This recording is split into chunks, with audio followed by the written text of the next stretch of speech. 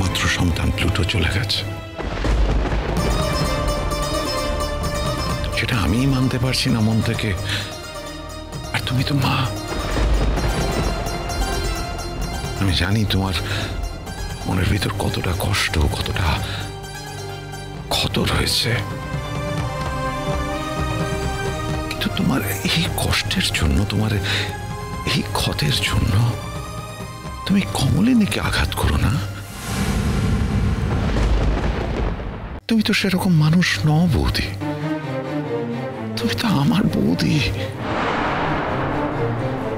কমলিনীর শ্বশুর বাড়ির লোক। কমলিনী আমাদের বাড়ির বউ। এখন ওর প্রতি তোমার একটা দায়িত্ব আছে, কর্তব্য আছে।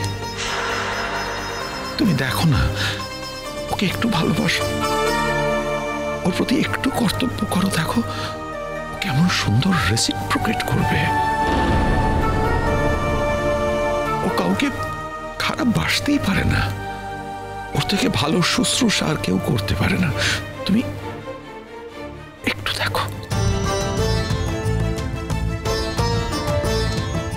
আর যদি আমার ছেলেটা মানুষ হতো, তাহলে বৌমাকে এমন কাজ করতে হতো না। মা, আপনি কি আমার এই জীবনটা মেনে নিতে পারছেন না? আমি সবসময় চেয়েছি তুমি ভালো থাকো, সুখী হও গো বৌমা। কিন্তু কোনো মাকে এই দৃশ্যটা দেখতে পারে বলো দেখিনি, যে তার বৌমা তার ছেলের বন্ধুর গলায় মালা পরাচ্ছে? হ্যাঁ, এটা তো আমার কপালের ফের। তা না হলে এই বয়সে এসে আমাকে এটা দেখতে হয়? মাসি, একটা কথা বলি, কিছু মনে করো না।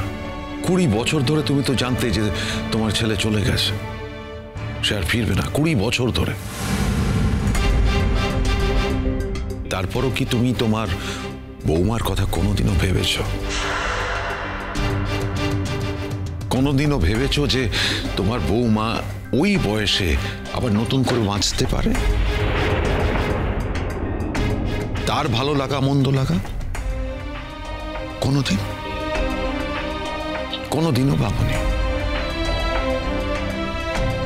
তুমি তোমার ছাঁচে তাকে ফেলে দিয়েছ, তোমার বয়সে নিয়ে চলে গেছো, তোমার সঙ্গে করে তাকে ধর্মসভায় নিয়ে গেছো, জানতেও চাওনি সে চায় কি চায় না। এই 20 বছর ধরে নানান রকম নিয়মের বন্ধনে তাকে বেঁধে রেখেছো, শৃঙ্খলাবদ্ধ করে রেখে দিয়েছো। কোনোদিনও জানতে চাওনি ওই মানুষটা সেটা চাইছে কিনা, তার ভালো লাগছে কিনা। আর 20 বছর পরে কমলিনী কি জানলো? এই যে 20টা বছর ধরে প্রতিটা মুহূর্তে ও এই কষ্টটা করে গেছে, এই ত্যাগটা করে গেছে, তার কোনো দামই নেই। ইনফ্যাক্ট ওই মানুষটারই কোনো দাম নেই।